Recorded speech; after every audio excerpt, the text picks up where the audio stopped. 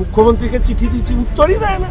রাজ্য সরকার যদি এই ক্ষেত্রেও সহযোগিতা না করে তাহলে এর রেশ শিলিগুড়িতে পড়বে। বিধায়ক উন্নয়ন তহবিলের টাকা জনগণের টাকা, কোনো এমএলএর টাকা নয়, কোনো সরকারের টাকা নয়, কালীঘাটের টাকা নয়।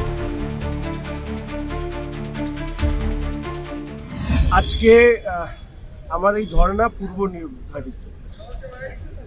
এই রাজ্যের মুখ্যমন্ত্রী বারংবার তিনি বিধানসভার অভ্যন্তরে বলেছেন যে বিধায়ক উন্নয়ন তহবিলের টাকা আমাদেরকে দিন, আমরা এলাকার উন্নয়নের সহযোগিতা করি।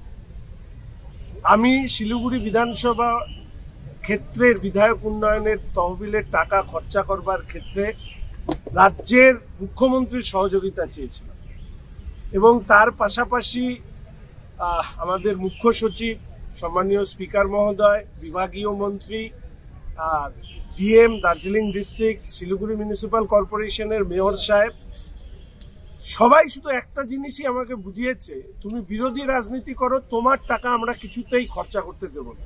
আমাদের শিলিগুড়ি উচ্ছন্নে যাক, উন্নয়ন বন্ধ হয়ে যাক, সামান্য কয়েকটা টাকা আমি কর্পোরেশন এসজেডিএ কে দিয়ে দিতে চেয়েছি, কিন্তু তারা কিছুতেই এই টাকা খরচা করবে।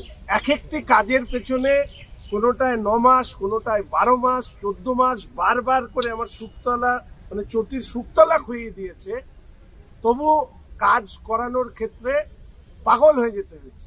আমি তো কাটমানি খেতে পারি না, আমি বলতে পারবো না, হয়তো কাটমানি দিতে পারি না বলে এই ধরনের অসভ্যতামি আমার সাথে হয়েছে কিনা, এই ব্যাপারে আমি সর্বস্তরে অনুরোধ করার পরেও যখন এই ঘটনা আমি কোনো ধরনের সদর্থক উত্তর পাইনি, আমি আজকে বাধ্য হয়েছি। আমি গতকালই বলেছিলাম, এর আগেও স্পিকার মহোদয় কে জানিয়েছিলাম, মুখ্যমন্ত্রীকে চিঠি দিচ্ছি, উত্তরই দেয় না।